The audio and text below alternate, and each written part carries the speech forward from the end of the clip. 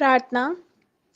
योगेन चित्तस्य पदेन वाचां मलं शरीरस्य च वैद्यकेन योपाकरोत्तं प्रवरं मुनीनां पतञ्जलिं प्राञ्जलिराणतोऽस्मिन् पतञ्जलिं प्राञ्जलिराणतोऽस्मिन् पतंजलिं प्राञ्जलिराणतोऽस्मिन्।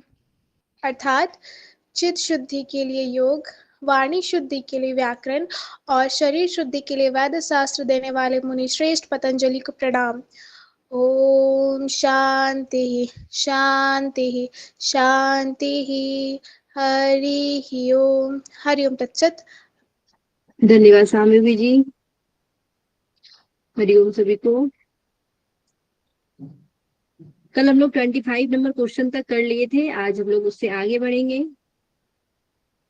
अभी जस्ट हम लोग करने वाले 26 नंबर क्वेश्चन से।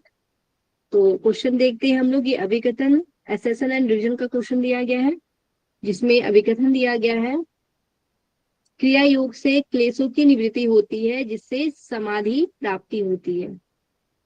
और तर्क बताया गया है क्योंकि तप, स्वाध्याय और ईश्वर प्राणिधान समाधि प्राप्ति हेतु क्रिया योग के शक्तिशाली साधन है। आपको बताना है कि ये दोनों सही है, एक दूसरे से रिलेट कर रहा है या नहीं। आंसर दीजिए। दोनों सही है। दोनों सही है मैम।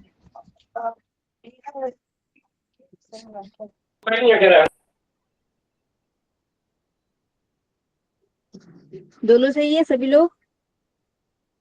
चलिए इसका आंसर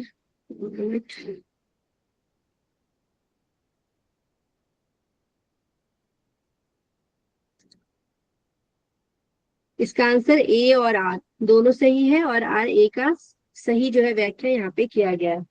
हम लोग साधन पाद में देखते हैं।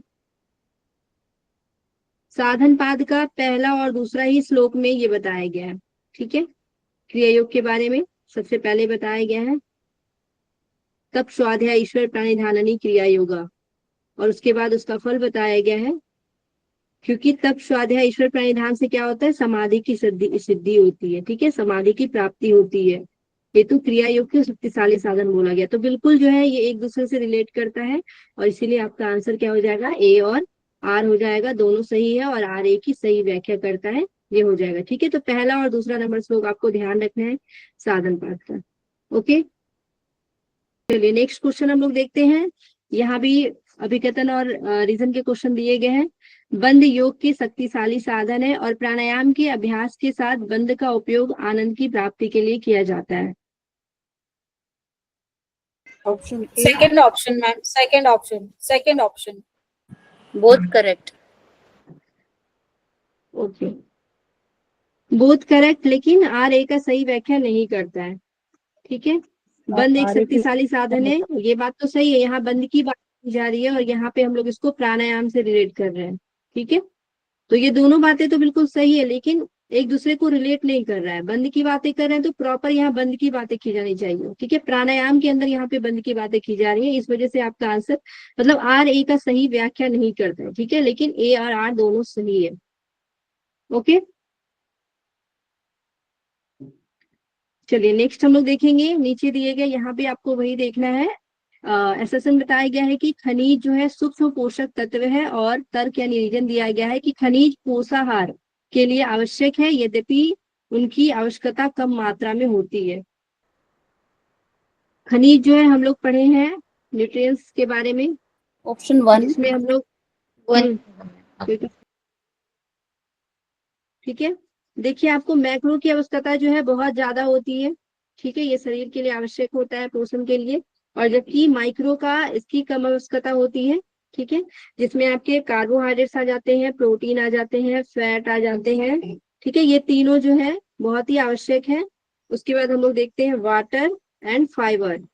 लेकिन यहाँ पे आपको जो माइक्रो है इसमें आपको विटामिन होते हैं और मिनरल्स होते हैं। ठीक है, अब देखिए आपको पता है कि खनिज क्या है, सूक्ष्म पोषक तत्व है। ठीक है, हम लोग अभी जस्ट ही देख रहे हैं ये सूक्ष्म पोषक तत्व है, माइक्रो न्यूट्रिएंट्स के अंतर्गत आता है। ठीक है, और ये जो खनिज होता है ये पोषाहार के लिए आवश्यक है, यद्यपि इसकी आवश्यकता कम मात्रा में होती है। ठीक है, तो इसकी मात्रा कम आवश्यकता इसकी कम मात्रा में होती है, बिल्कुल सही बात है।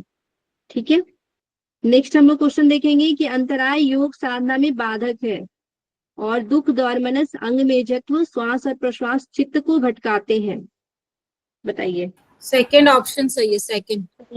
ए और आर दोनों सही है, लेकिन आर एक ही सही व्याख्या नहीं है, क्योंकि ऊपर अंतराय दी और नीचे वो उपक्षेप दिए हैं, मतलब उसके दो वो दिए हैं, विक्षेप हो गया। उपसहबू दिए हैं। ओके, बिल्कुल सही है। इसका आंसर जो है आपका 2 नंबर हो जाएगा, यानी ए और आर तो दोनों बिल्कुल सही है, क्योंकि अंतराय की बातें यहाँ पे की गई है। अंतराय योग साधना में बाधक है, ठीक है, ये बातें बिल्कुल सही है कि बाधक है, लेकिन क्योंकि यहाँ लगाते हैं अगर हम लोग तो दुख द्वारमनस अंग मेजत्व श्वास और प्रश्वास चित्त को भटकाते हैं।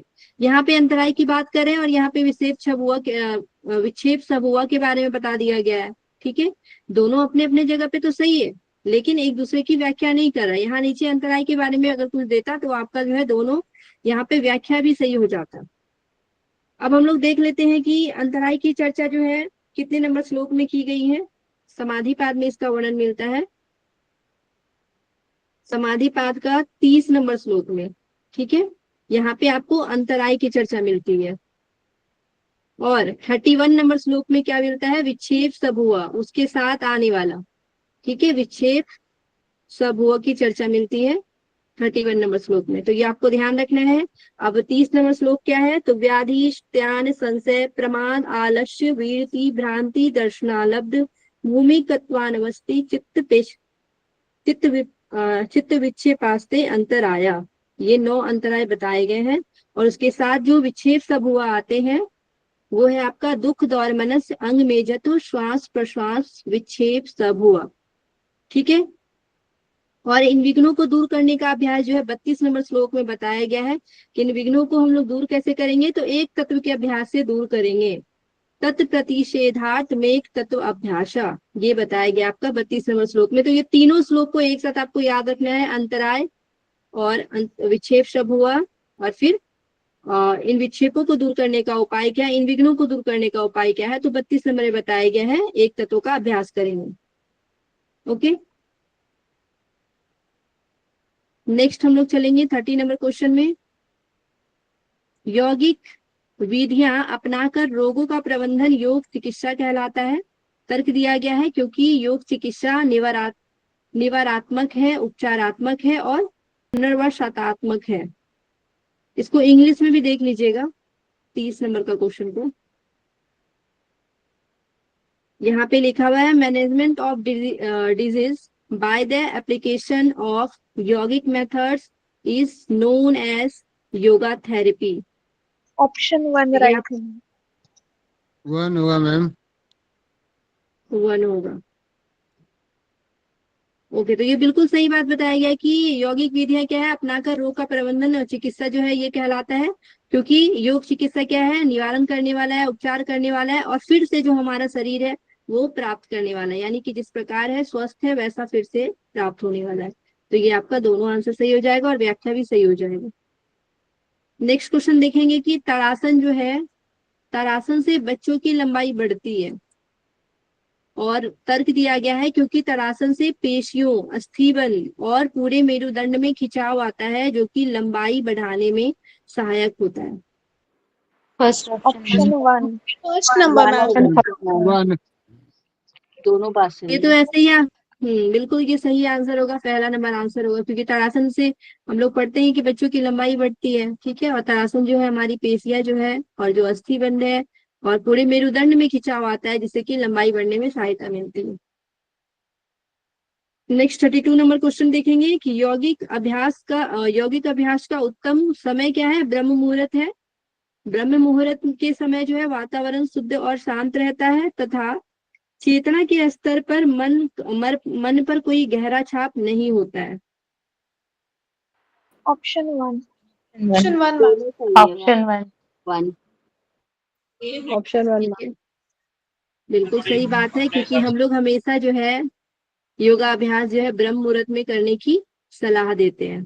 ठीक है, और ये सबसे अच्छा समय होता है जिसमें सबसे ज्यादा जो है आप ऊर्जा को ग्रहण कर सकते हैं। ठीक है, और वातावरण भी शुद्ध रहता है, शांत रहता है, और चेतना के स्तर पर जो है मन पर कोई गहरी छाप नहीं छोड़ता है। ठीक है, तो ये आपका आंसर हो जाएगा 1 नंबर। नेक्स्ट हम लोग 33 नंबर क्वेश्चन देखेंगे कि तैत्तिरीय उपनिषद में उल्लेखित उनके उद्भव के अनुसार निम्नलिखित को उचित क्रम में व्यवस्थित करें। हम लोग उद्भव के अनुसार देख लेते हैं, तो सबसे पहले जो है क्या हो जाएंगे, ब्रह्म हो जाएंगे। ठीक है, उसके बाद आकाश, वायु, अग्नि, जल और पृथ्वी। पृथ्वी के बाद क्या होगा, औषधि। ठीक है, औषधियां। लास्ट में अन्न औषधियां से आएगा। क्या हो जाएगा, अन्न। अन्न। और अन्य से क्या हो जाएगा, वीर्य। वीर्य यानी कि पुरुष, पुरुष की उत्पत्ति। ठीक है,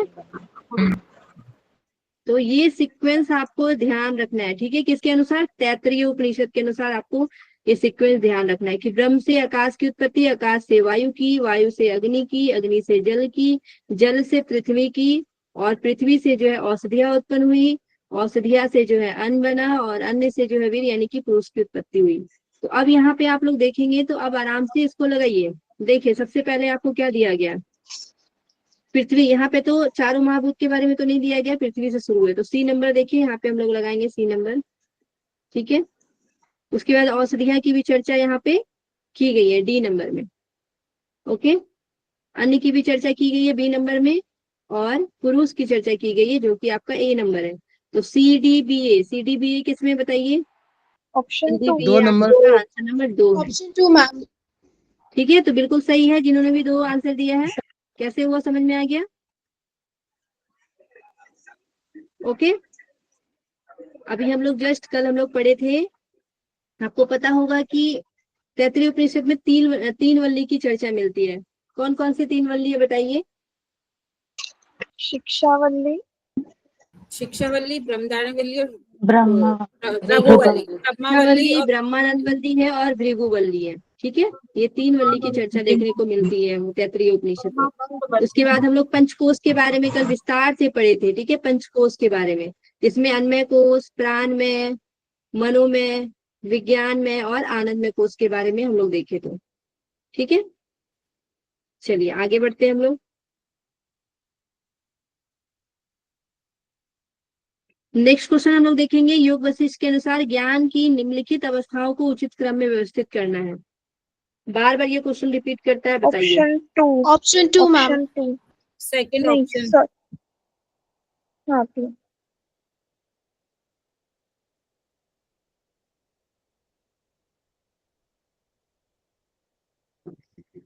क्या हो जाएगा आंसर, ऑप्शन 2 बोल रहे सभी लोग। जी मैम। विचारना, तन्मनसा, संपत्ति। देख लेते हैं आप लोग आंसर सही है कि नहीं। तो सबसे पहले आपका क्या होता है, शुभेच्छा होता है।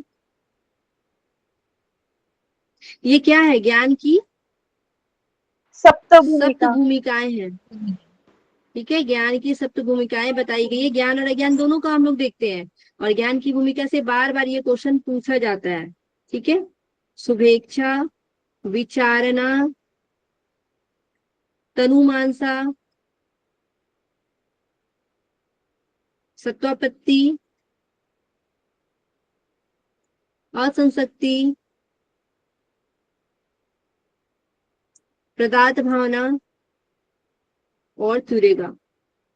ठीक है, पदार्थ भावना और लास्ट में क्या हो जाएगा, तुरेगा।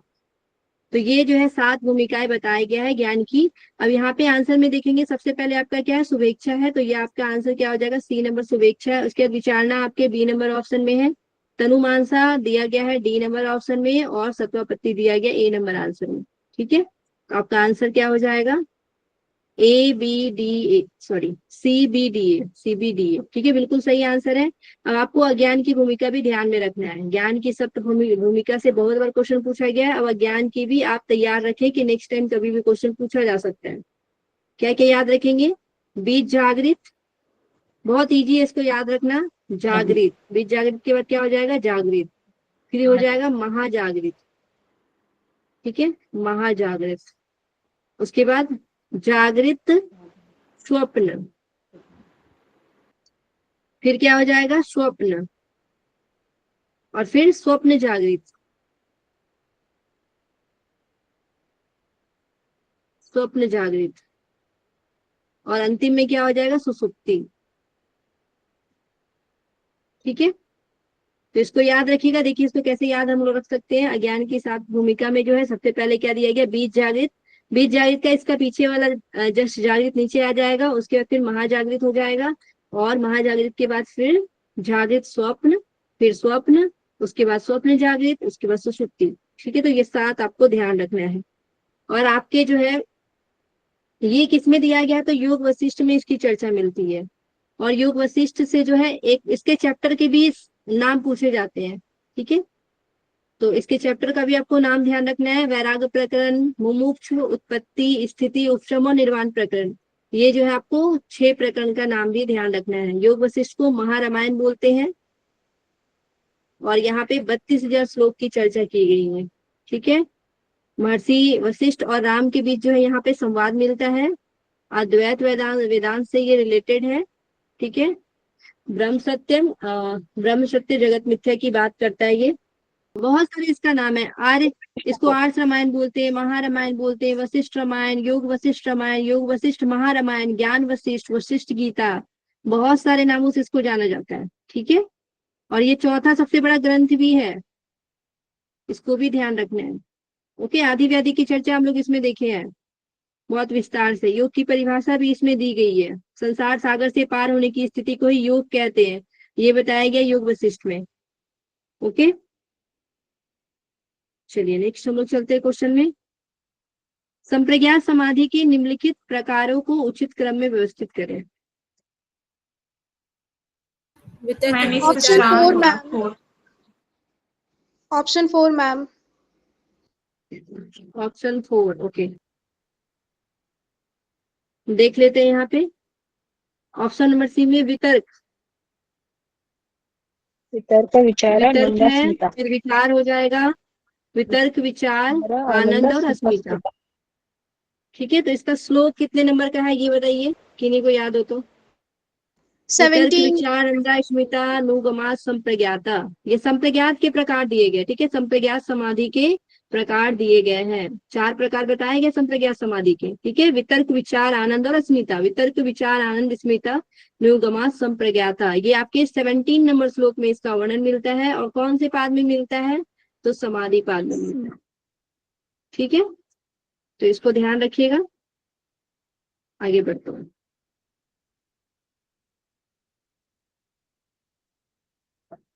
नेक्स्ट हम लोग चलेंगे 36 नंबर क्वेश्चन में। नाद अनुसंधान की निम्नलिखित अवस्थाओं को उचित क्रम में व्यवस्थित करें। बहुत अच्छा क्वेश्चन है, बताइए ऑप्शन इसका 2, आंसर। ऑप्शन 2, सभी लोग ऑप्शन जवाब 3, दीजिएगा।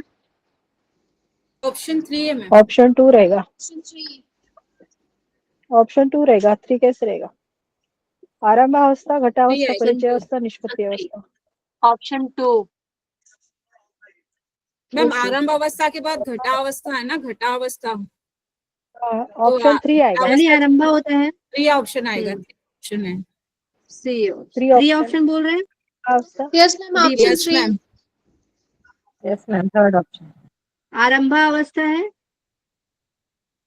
घटा अवस्था होता है, उसके बाद परिचय होता है, और फिर निष्पत्ति अवस्था होती है, ठीक है। अब देख लीजिए कौन सा ऑप्शन में है। आरंभा आपका पहला है, बी ऑप्शन किस में दिख रहा है? एक ही में दिख रहा है, ठीक, सॉरी, आरंभा ए है, ठीक है। ए ऑप्शन 3 में दिख रहा है। आरंभा के बाद फिर घटा है, 3 घटा नंबर का में। डी हो जाएगा। तो आपका आंसर क्या हो जाएगा? 3 नंबर हो रहा है ना, यस मैम। ठीक है। तो ये हम लोग हट प्रदीपिका में जो है इसके बारे में चर्चा मिलती है, आरंभा, घटा, परिचय, निष्पत्ति अवस्था की चर्चा। उसके साथ हम लोग शिव संहिता में भी देखते हैं, ठीक है। शिव संहिता में और साथ में आपको जो है हट प्रदीपिका, दोनों में इसकी चर्चा देखने को मिलती है। अब हम लोग देख लेंगे कि हट प्रदीपिका में क्या बताया गया। आरंभावस्था से कौन सी ग्रंथि का भेदन होता है? तो ब्रह्म ब्रह्मा, ग्रंथि का भेदन होता है, ब्रह्म आरंभावस्था ग्रंथि। में ब्रह्म ग्रंथि का भेदन होता है। फिर विष्णु ग्रंथि का भेदन जो है वो घटावस्था से विष्णु ग्रंथि का भेदन होता है। ठीक है, विष्णु ग्रंथि का भेदन। परिचय अवस्था में कोई भी ग्रंथि का भेदन नहीं होता है और निष्पत्ति अवस्था में रुद्र ग्रंथि का भेदन होता है। रुद्र ठीक है, ग्रंथि का। ये आपको ध्यान रखना है, ये एग्जाम में बहुत क्वेश्चन पूछे जाते हैं। ठीक है, चलिए नेक्स्ट हम लोग देखते हैं। घेरन संहिता के अनुसार निम्नलिखित अभ्यासों को उचित क्रम में व्यवस्थित करें। First option, first option option. 1। Option 1। आसन, मुद्रा, प्राणायाम, अनेक प्रत्याहार। First option. फर्स्ट चलिए ऑप्शन। देखिए, सबसे पहले एक बार जिनको नहीं पता होगा पहले मैं बता देती हूँ। हम लोग सप्तांग योग पढ़ते हैं, सप्तांग योग और घटस्थ योग घेरन संहिता में पढ़ने को मिलता है। यहाँ पे 7 चैप्टर है, 7 फर्स्ट प्रकरण है, इस वजह से इसको हम लोग क्या बोलते हैं, सप्तांग योग बोलते हैं। ठीक है, तो सबसे पहले किसकी चर्चा मिलती है, सटकर्म की चर्चा फर्स्ट मिलती है। ऑप्शन नहीं उसके आएगा, बाद फर्स्ट ऑप्शन नहीं आएगा। सटकर्म हो जाएगा आसन, उसके बाद मुद्रा, फिर प्रत्याहार, प्रत्याहार के बाद प्राणायाम, प्राणायाम के बाद ध्यान और ध्यान के बाद समाधि। ठीक है, तो यहाँ पे हम लोग यहाँ पे 7 जो है प्रकरण देख रहे हैं घेरन संहिता में। ठीक है, अब यहाँ पे देखिए आपको क्या पूछा गया, क्रम में लगाने के लिए दिया गया है। तो देखिए सटकर्म तो दिया नहीं गया है, आसन से दिया गया है, बी नंबर आपके दिए गए हैं आसन। उसके बाद आपको एक मुद्रा नंबर दिया बड़ा। गया ए नंबर में, प्रत्याहार सी नंबर दिया गया है और प्राणायाम जो है डी नंबर दिया गया। तो बी ए सी डी, बी ए सी डी आपका पहला नंबर आंसर है ना, यस मैम। बी ए सी डी। ठीक है, तो पहला नंबर इसका आंसर हो जाएगा। अब आपको क्या ध्यान रखना है, अब आपको ध्यान रखना है कि षटकर्म से क्या होता है, तो शोधन होता है। ठीक है, आसन से क्या होती है, तो दृढ़ता, ये आपको घेरन संहिता में बताया गया। मुद्रा से क्या होता है, तो स्थैर्य बताया गया, स्थिरता आती है। प्रत्याहार से क्या बताया गया, धैर्य। और प्राणायाम से क्या बताया गया, लाघवता यानी कि हल्कापन। ठीक है, लाघव। उसके बाद ध्यान से प्रत्यक्ष बताया गया, प्रत्यक्षम। और समाधि से क्या बताया गया, निर्लिप्तता। ठीक है, शोधनम, दृढ़ता च, स्थैर्य, धैर्य, लाघवम, प्रत्यक्षम च, निर्लिप्तम च, घटस्थ सप्त साधनम, ये बताया गया। ये आपके श्लोक नंबर 8 में ये श्लोक बताया गया है। 8, 9, 10 में हम लोग इसके बारे में विस्तार से चर्चा देखते हैं। ठीक है, सबसे पहले आपका 8 नंबर श्लोक में शोधनम, दृढ़ता च, स्थैर्य, धैर्य, लाघवम, प्रत्यक्षम च, निर्लिप्तम च, घटस्थ सप्त साधनम, ये आपके जो है बताए गए हैं 9 नंबर श्लोक में। सॉरी, 9, 10 एंड 11, 9, 10 एंड 11 नंबर श्लोक आपको ध्यान रखना है। ओके, 9, 10 एंड 11 नंबर श्लोक में। उसके बाद बताया गया है षडकर्म से शोधन होता है, आसन से जो है दृढ़ता आती है, मुद्रा से जो है स्थिरता आती है, प्रत्याहार से धैर्य की प्राप्ति होती है, प्राणायाम से लाघवता आता है, ध्यान से प्रत्यक्षम होता है और समाधि से निर्लिप्तता आती है। ये बताएंगे आपको। ठीक है, 10 और 11 नंबर श्लोक में। ओके, आगे बढ़ते हैं हम लोग। ये भी आपके घेरन संहिता से क्वेश्चन पूछा गया है, निम्नलिखित ऋतुओं को शिशिर से प्रारंभ करते हुए उचित क्रम में व्यवस्थित करें।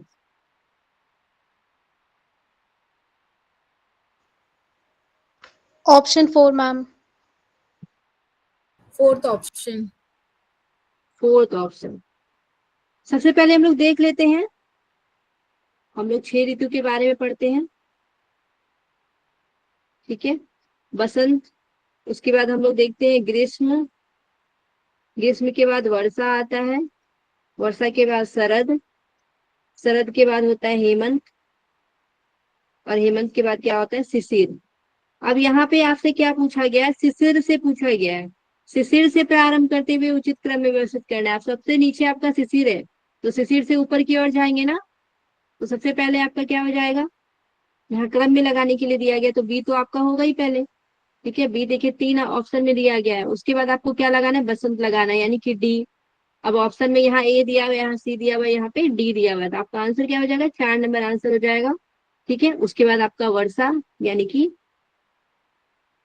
एक सेकेंड, ग्रीष्म है ना, ग्रीष्म ए, और उसके बाद फिर वर्षा हो जाएगा, उसके बाद फिर शरद, और फिर हेमंत हो जाएगा। तो ये सीक्वेंस आपको ध्यान रखना है, ठीक है। अब इसमें कौन कौन से मंथ आते हैं, ठीक है। हम लोग चैत, ठीक है, चैत्र वैशाख, ये आपके बसंत ऋतु में आ जाते हैं, ठीक है। ग्रीष्म में क्या क्या आ जाएंगे, ज्येष्ठ और आषाढ़, इससे भी एग्जाम में क्वेश्चन पूछे जाते हैं। वर्षा में क्या क्या आ जाएंगे, तो वर्षा में आपका हो जाएगा श्रावण, श्रावण हो जाएगा, और भाद्र, भाद्र हो जाएगा, भाद्रपद। शरद में क्या हो जाएगा, तो शरद में आपके हो जाएंगे अश्विन, और क्या हो जाएगा कार्तिक। हेमंत में देखेंगे तो हेमंत में भी आपके दो जो है मंथ आएंगे, मार्गशीर्ष और पौष, और लास्ट में आपके शिशिर, शिशिर में आपके आ जाएंगे माघ और फाल्गुन, ठीक है। तो ये ध्यान रखिएगा, ये आपके ग्रहण संहिता में इसके बारे में बताया गया। अब आपको पूछा जाएगा कि आपको वर्षा से शुरू करते हुए जो है उचित क्रम में व्यवस्थित करना है, तो इस तरीके से आपको ध्यान रखना है, किसी भी प्रकार से क्वेश्चन पूछा जा सकता है। ओके, आगे बढ़ते हैं हम लोग। देखिए हम लोग 39 नंबर क्वेश्चन, बहुत इजी क्वेश्चन है, मिलान करने वाला क्वेश्चन दिया गया है। बताइए आंसर क्या होगा। सूची 1 को सूची 2 से सुमेलित करना है, ऑप्शन आपको ऑप्शन में देना है जवाब। Ma'am third option, third option. Option third ma'am. Okay, third. चौथा ऑप्शन नहीं दिख रहा है मैम, उसको भी थोड़ा सा स्क्रॉल कर दीजिए। अब दिख रहे हैं, जी जी, अब ठीक है। दिख रहा है सब ऑप्शन टोटल। चलिए आंसर तो आपका थर्ड ही है, फिर भी देख लीजिए फोर्थ ऑप्शन। अब देखिए एक ही से आपका आंसर जो है क्लियर हो सकता है, अगर आपको हट प्रदीपिका का राइटर याद है तो आपको बाकी कुछ देखने की जरूरत नहीं पड़ेगी, ठीक है। ऑप्शन अगर उस प्रकार से दिया गया हो, हट प्रदीपिका का क्या है, सातवां राम। अब देखिए 1 4 2 को में दिया गया है, यहाँ पे बच्चे कंफ्यूज करेंगे, बिल्कुल सही है, इसी वजह से चलिए अच्छी बात है।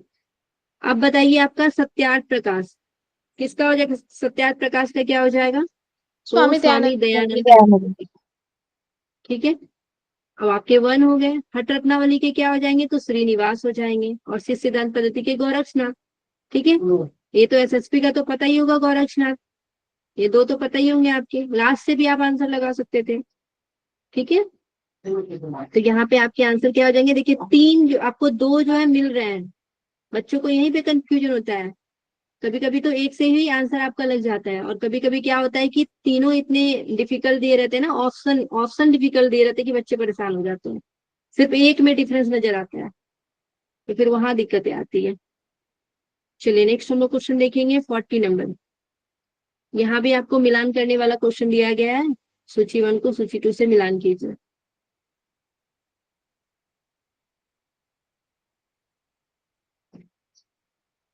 Ma'am C option, third option. Third option, चारों ऑप्शन दिख रहे हैं ना। चलिए थर्ड बोल रहे हैं, देखते हैं थर्ड आंसर है कि नहीं। स्वामी विवेकानंद, स्वामी विवेकानंद का क्या हो जाएगा, नव वेदांत। मैम इसी से आंसर आ गया, एक ही में है थर्ड। ओके, ऑप्शन नंबर 3 जो है आंसर होंगे आपके। अब हम लोग देखेंगे श्री अरविंद, श्री अरविंद के क्या हो जाएंगे, समग्र योग, पूर्ण योग भी बोलते हैं इसको, ठीक है, बहुत लोग पूर्ण योग के नाम से जानते होंगे, समग्र योग यानी पूर्ण योग। ओके, महेश योगी का क्या हो जाएगा, तो भावातीत ध्यान, ट्रांसजेंटल मेडिटेशन बोलते हैं ना भावातीत ध्यान को, महेश योगी के है, तो वो ध्यान रखना है। और भगवान बुद्ध का क्या हो जाएगा, विपश्यना, कल ही हम इसके बारे में चर्चा किए थे, ठीक है, तो ये ध्यान रखना पड़ेगा। प्रेक्षा ध्यान भी आता है, प्रेक्षा ध्यान किसके द्वारा दिया गया, जैन का है कि बौद्ध का है, बताइए। जैन का। जैन का है। ठीक है, जैन का, तो ये ध्यान रखिएगा कि ये जैन का है, ठीक है। चलिए नेक्स्ट नेक्स्ट क्वेश्चन में चलते हैं हम लोग। अभी मिलान करने वाले ही क्वेश्चन आ रहे हैं, फिर से मिलान करना है आपको। ये आपके योग दर्शन से क्वेश्चन दिए गए हैं।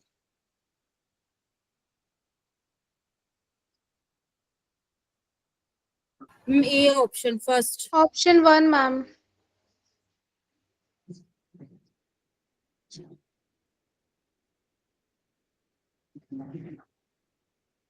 ऑप्शन 1, बाकी लोग बताइए।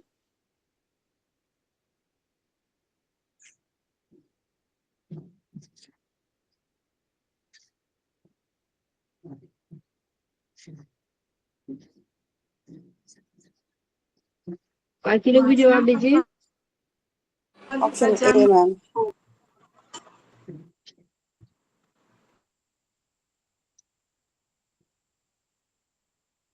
फर्स्ट ही होगा। क्या होगा आंसर?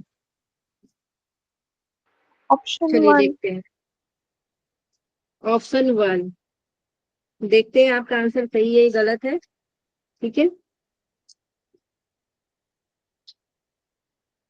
बिल्कुल सही है आपका आंसर। हम लोग देख लेते हैं ये कहाँ पे इसका वर्णन मिलता है, पता है किसी को?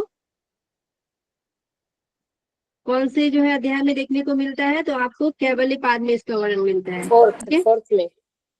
कैवल्य फोर्थ पाद में। केवल पाद का श्लोक नंबर 11 आपको ध्यान रखना है। वहां पे बताया गया है हेतु फल आश्रय आलम्बन। ठीक है, हेतु फलाश्रयालंबने संग्रहित तत्वादेशाम भावे तद्भावा। ठीक है, तो हेतु बताया गया है, फल बताया गया है, आश्रय बताया गया है और आलम्बन बताया गया है। ठीक है, हेतु क्या है? वासनाओं का जड़ है। ठीक है, और हेतु में क्या आता है? तो हेतु में आपके कर्म और क्लेश आ जाते हैं। ठीक है, हेतु को क्या बोला जाता है? वासना के जड़ को हेतु कहते हैं। इसका एग्जाम्पल में क्या हो जाएगा? क्लेश और कर्म। ठीक है, क्लेश और कर्म। कर्म में भी अशुक्ल कृष्ण को छोड़ के, जो योगियों का कर्म है उसको छोड़ के, तो क्लेश और कर्म जो है ये आपका 2 नंबर। तो पहला ही ऑप्शन में ए का 2 दिया गया। ठीक है, उसका फल क्या बताया गया? तो वासनाओं का फल जाति आयु और भोग है। वासना का फल क्या है?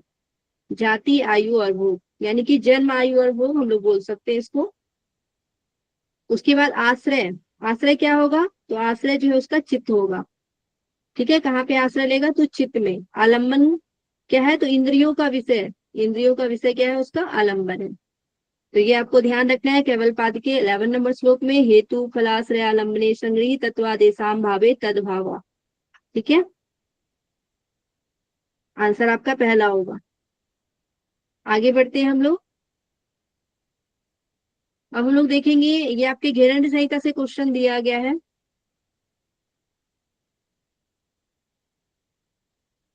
बताइए। Ma'am 4 option number option. 4। 4 number answer होगा। यस जी मैम। सभी लोग कंफर्म है?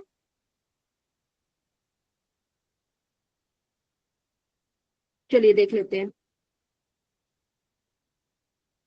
42 का जो है 4 बोल रहे हैं आप लोग। वारिसार धोती। वारिसार धोती जो है ये अंत धोती के प्रकार के अंतर्गत आते हैं। वारिसार, वात्सार, वारिसार और वैनिसार। ठीक है, वस्त्र धोती। वस्त्र धोती जो है ये हृदय धोती के प्रकार है। और नौली। नौली जो है, नौली कहाँ पे? तो जठराग्नि हो जाएगा। ठीक है, नाभि प्रदेश में। उसके बाद बस्ती क्रिया। बस्ती क्रिया से क्या होता है? तो बड़ी आंत पे प्रभाव पड़ता है बस्ती क्रिया से। तो यहाँ पे कितने, मतलब एक तो दे दिए गए प्रकार से क्वेश्चन, और उसके बाद उसका कहाँ पे किस अंग पे प्रभाव करता है, 2 आपको अंग से रिलेट करके दे दिए और 2 जो है प्रकार से रिलेट करके दे दिए। तो ये भी ध्यान रखना होगा आपको, क्वेश्चन किस प्रकार पूछा गया है। ठीक है, तो ऑप्शन जो है आपका यहाँ पे क्या हो जाएगा? 4 हो जाएगा। अब आपको ध्यान क्या रखना है? प्रथम प्रकरण में जब हम लोग देखते हैं घेरंड संहिता में, घेरंड संहिता के प्रथम प्रकरण में ही बताया गया आपको षटक्रम के बारे में। धोती, बस्ती, नेति, लौलकी, लौलकी को ही नौली बोलते हैं। उसके बाद त्राटक और कपालभाति। ठीक है, अब यहाँ पे धोती के प्रकार बताए गए। धोती के 4 प्रकार बताए गया। ठीक है, सबसे पहले हम लोग देख लेते हैं बस्ती। बस्ती के 2 प्रकार बताए गए। जल बस्ती बताया गया है और स्थल बस्ती बताया गया है। नीति का कोई प्रकार नहीं है, केवल सूत्र नीति की चर्चा है। ठीक है, घिरण संहिता में लौलिकी के बारे में बताया गया, भ्रमर नौली की चर्चा की गई है। ठीक है, भ्रमर नौली की चर्चा की गई है। और त्राटक में जो है बाह्य त्राटक की चर्चा की गई है, बाह्य त्राटक। और कपालभाति के 3 प्रकार बताए गए, वातक्रम, व्युत्क्रम और सितक्रम। ठीक है, ये 3 कपालभाति के प्रकार बताए गए हैं। अब हम लोग देख लेंगे धौती के। तो धौती का आपको ध्यान रखना है, धौती के 4 प्रकार बताए गए हैं और उसका भी पाठ है।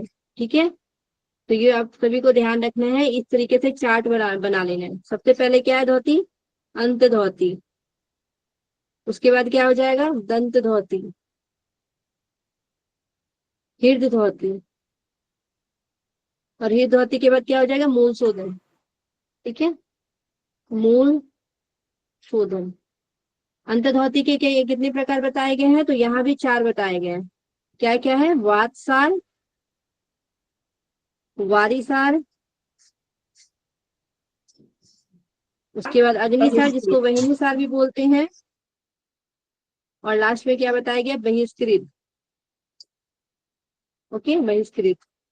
दंत धौती के हम लोग 5 प्रकार के बारे में देखते हैं, जिसमें सबसे पहले बताया गया दंत मूल,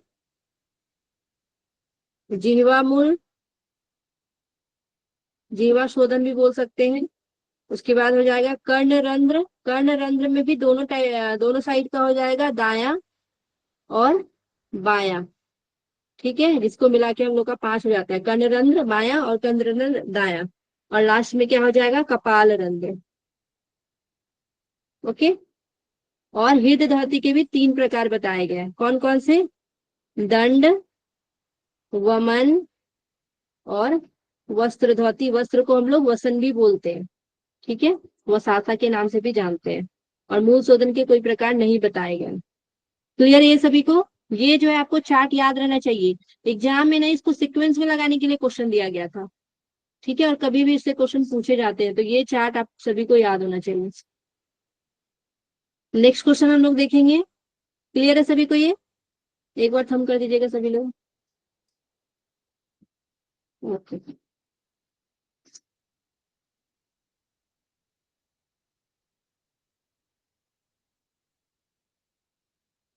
नेक्स्ट हम लोग देखेंगे, मिलान करना है यहाँ पे भी आपको।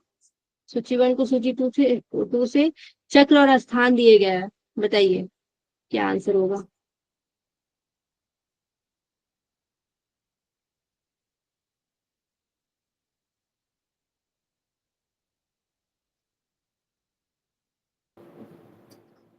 Option D. Last option, 4th number, option D. 4th number option. 4th number option. Okay, देखते हैं आप लोग का आंसर सही है कि नहीं। 4th नंबर, तो स्वादिष्ठान। स्वादिष्ठान का क्या बताया गया है, जननांगों का मूल प्रदेश बताया गया। ओके, बिल्कुल सही है।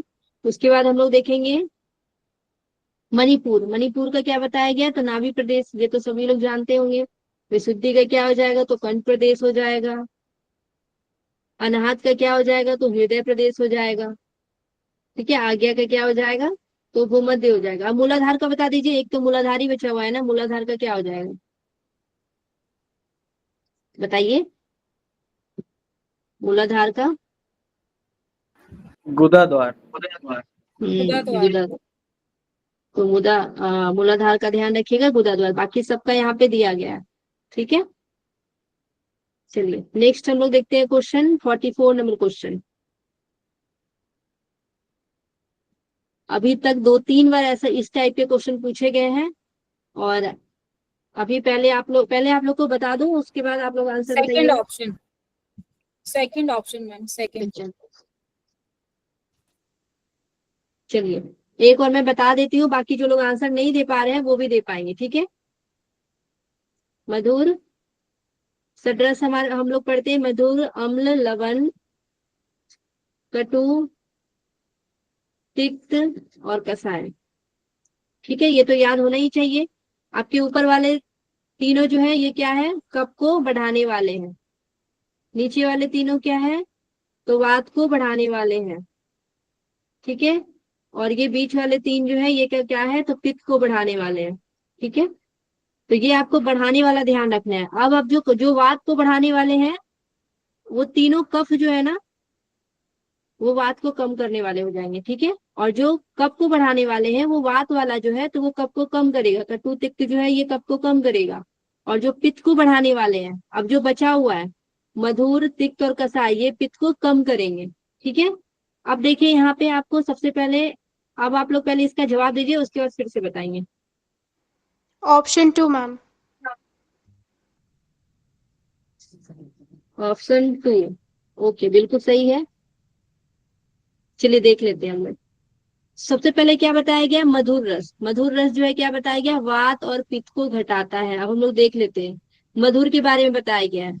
ठीक है, तो आप देखिए पित्त के क्या क्या है, अम्ल, लवण और कटु, ये तो पित्त को बढ़ाने वाले हैं। अब मधुर के लिए क्या होगा, ये पित्त को घटाने वाले होंगे। तो देखिए यहाँ पे पित्त को घटाता है। अब हम लोग वात के लिए देख लेते हैं। वात का आपका देखिए ये बढ़ाने वाला है। अब ये तीनों वात को घटाने वाला था ऊपर वाला, तो मधुर उसमें आ गया है। तो क्या हो जाएगा, ये वात को भी घटाने वाला है, यानी पित्त और वात दोनों को घटाने वाला है मधुर रस। ठीक है, अब हम लोग देख लेंगे अम्ल रस। अम्ल रस का क्या हो जाएगा, 1 नंबर, वात को घटाता है। ठीक है, अब कफ वाले जो है वो किसको घटाएंगे, तो वात को घटाएंगे, तो अम्ल तो ऑब्वियस सी बात है कि वो घटाएगा ही। ठीक है, अब देख लेंगे हम लोग कटु रस के बारे में। कटु रस का क्या हो जाएगा, तो कफ को घटाता है। ठीक है, अब देखिए नीचे ये तीनों जो वात को बढ़ाने वाले हैं ये तीनों कफ को घटाने वाले हैं। ठीक है, तो कटु था, तो कटु क्या करेगा, कफ को घटाएगा।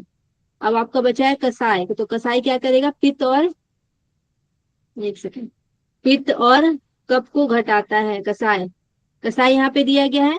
अब देखिए आपके पित्त को बढ़ाने वाले तीनों है, घटाने वाले मधुर है, तिक्त और कसाय है। ठीक है, तो आप क्या देख रहे थे अभी, कसाय। कसाय आ गया आपके, पित्त के लिए भी आ गया और साथ में आपके कफ के लिए भी आ गया, क्योंकि ऊपर वाले तीनों कफ को बढ़ाने वाला है तो ये कफ को घटाने वाला है। ठीक है, तो यहाँ पे आपका क्या हो जाएगा, पित्त और कफ को घटाने वाला है। ओके, क्लियर है सभी को, ये बताइए इसमें किन्हीं को कोई दिक्कत है। एग्जाम में ऐसे ही आपको बना लेना है और उसके बाद आंसर आपको देना है, तब कहीं कंफ्यूजन नहीं होगा।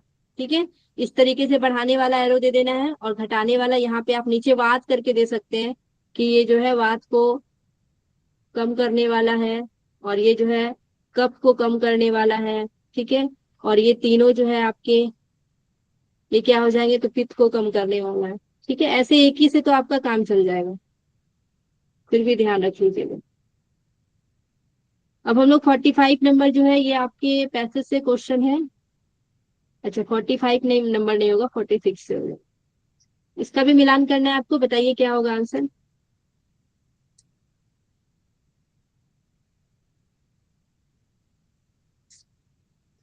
सी नंबर, थर्ड।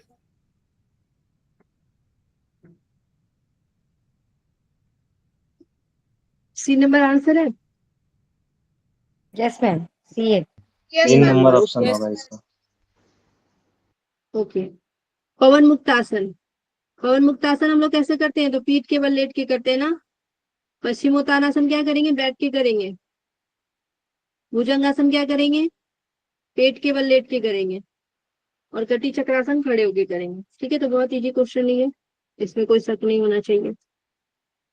नेक्स्ट हम लोग देख लेंगे, आपका पैसेज से क्वेश्चन है, आयाम शब्द का अर्थ क्या है। ठीक है, जब आप इसको पढ़िएगा तो देखिए यहाँ पे आयाम शब्द का बताया गया।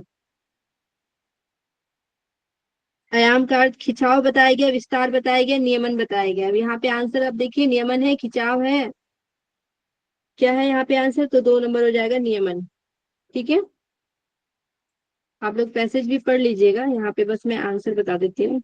अब प्राणायाम के अभ्यास की सलाह दी जाती है कब, षटकर्म से पूर्व, आसन सिद्धि के पश्चात, आसन सिद्धि के पूर्व, प्रत्याहार सिद्धि के पश्चात। आपको अपने मन से इसका जवाब नहीं देना ऑप्शन है, आपको 3। पैसेज के अनुसार ही जवाब देना है। ठीक है, तो ऑप्शन यहाँ पे क्या हो जाएगा, 3 हो जाएगा, आसन की सिद्धि के पश्चात। उसके बाद प्राणायाम का चतुर्थ प्रकार क्या है, बताइए।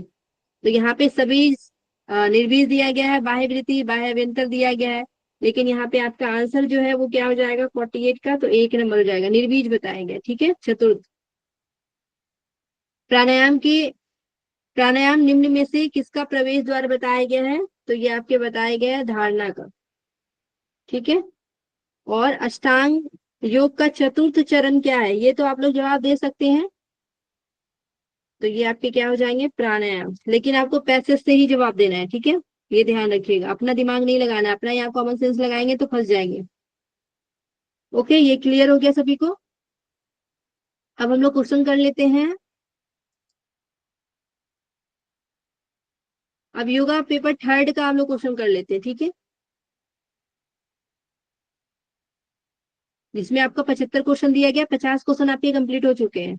देखिए पहला क्वेश्चन है आपका, योगा कर्मसु कौशलम का सही अर्थ क्या है, बताइए। ऑप्शन 2।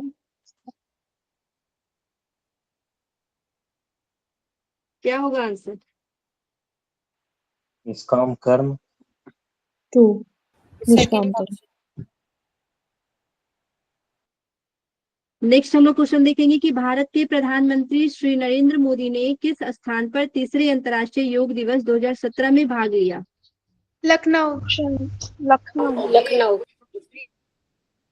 ठीक है, ये तो 2017 का पूछा गया है, चलिए लखनऊ चलता है। इस बार कहाँ पे होगा, इस बार बताइए। इस बार भी लखनऊ में ही शायद आयोजित किए जा रहे हैं।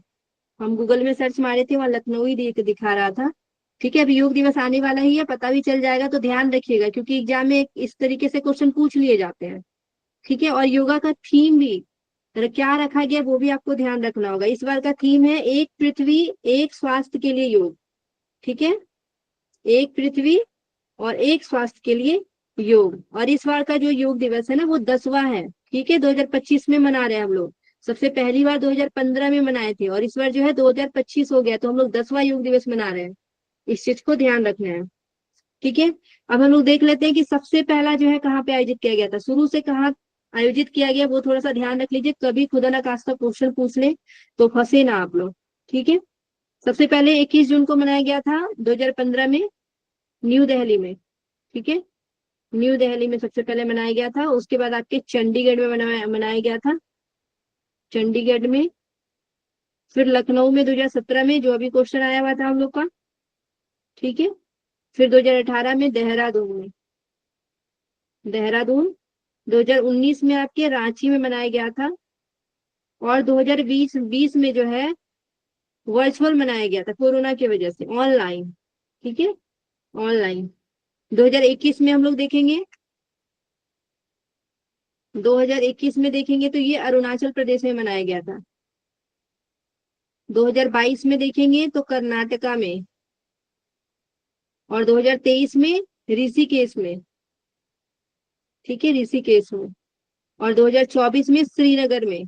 ठीक है, जम्मू कश्मीर में है ना, श्रीनगर, श्रीनगर में। और 2025 में भी लखनऊ में ही मनाया जा रहा है। एक बार फिर भी आप लोग इसको, हम देख चुके हैं गूगल में, एक्चुअली भी हुआ नहीं है, लेकिन गूगल में तो लखनऊ ही बताया है, तो लखनऊ ही ध्यान रखिएगा।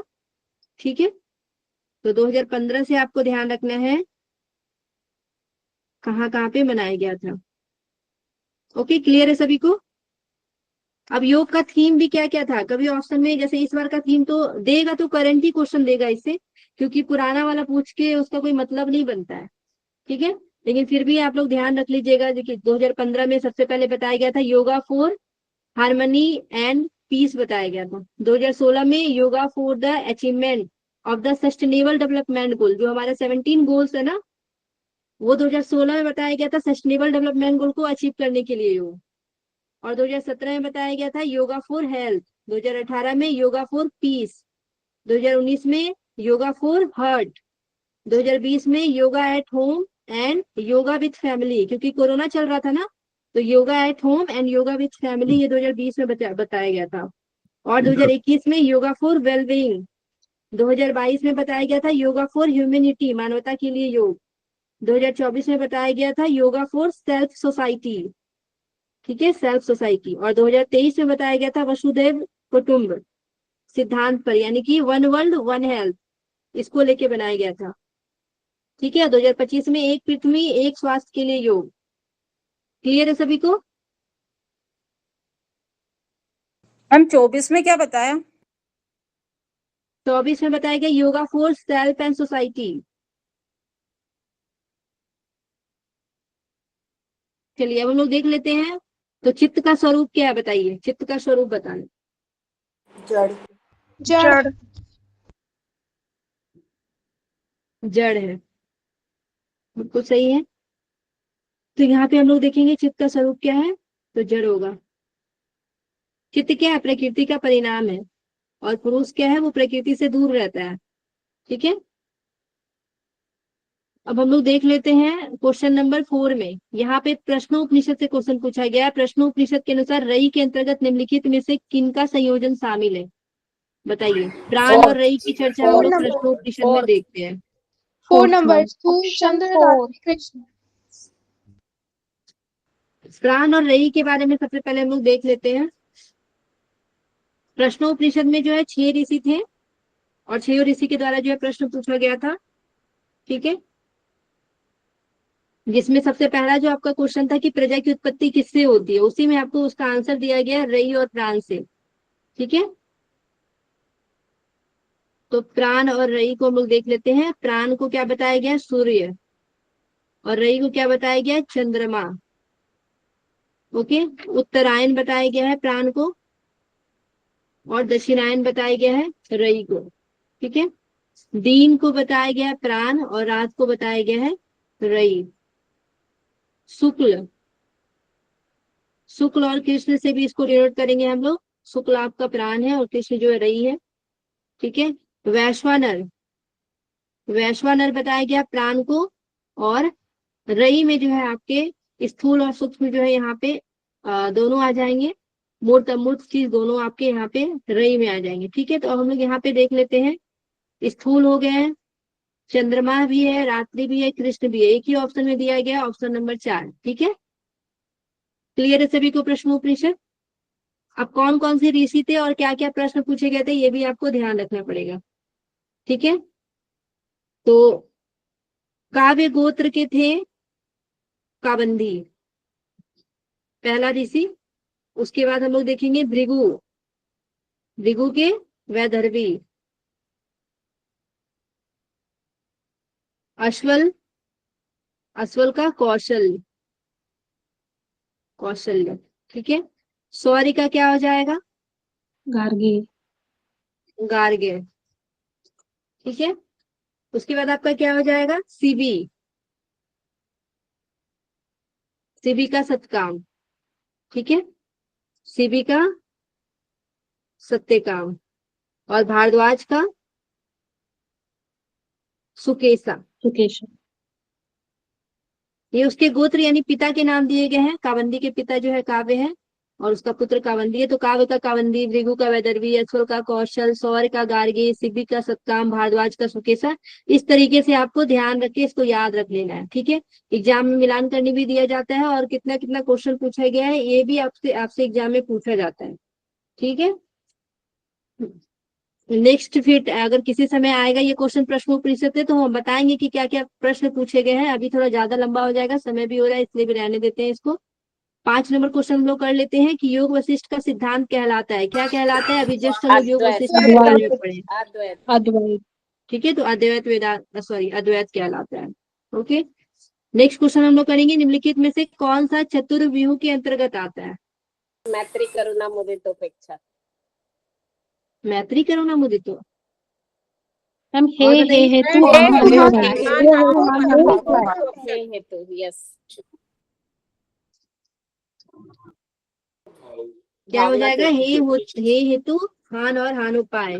जिन्होंने भी ये जवाब दिया है बिल्कुल सही है। ठीक है, तो ये आप लोग ध्यान रखिएगा।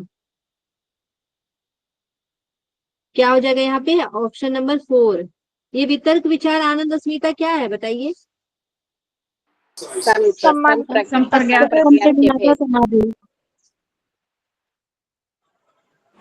भाव में चतुष्ट है। बहुत अच्छा।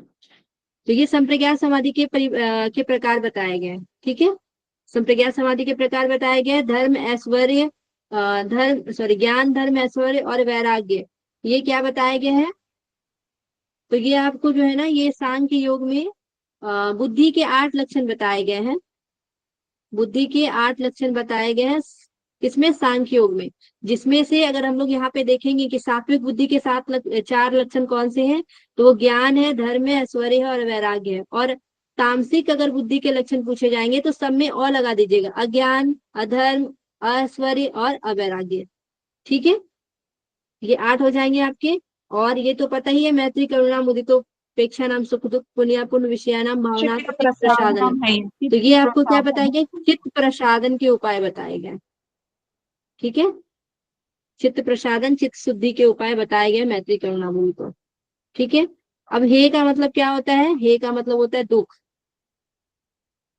ठीक है, उसके बाद क्या बताया गया है? हे हेतु, दुख का कारण। ठीक है, दुख का कारण।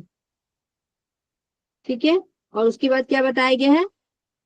दुख हान, हान का मतलब क्या बताया गया? उसकी मुक्ति। ठीक है, और उपाय, यहाँ पे हान उपाय का मतलब उसकी मुक्ति का उपाय। तो ये हेतु, हान और हान उपाय, ये आपके चतुर्व्यूह के अंतर्गत आते हैं। ठीक है, ये सभी लोग ध्यान रखिएगा। चलिए नेक्स्ट क्वेश्चन देख लेते हैं। 7 नंबर, महर्षि पतंजलि के अनुसार किसका संयोग दुख का कारण है? बताइए, किसका संयोग दुख का कारण दृष्टा और दृश्य। है? दृष्टु दृश्यो संयोगो है हेतु, यही पढ़ते हैं ना हम लोग। पुरुष और प्रकृति का संयोग होने से क्या होता है?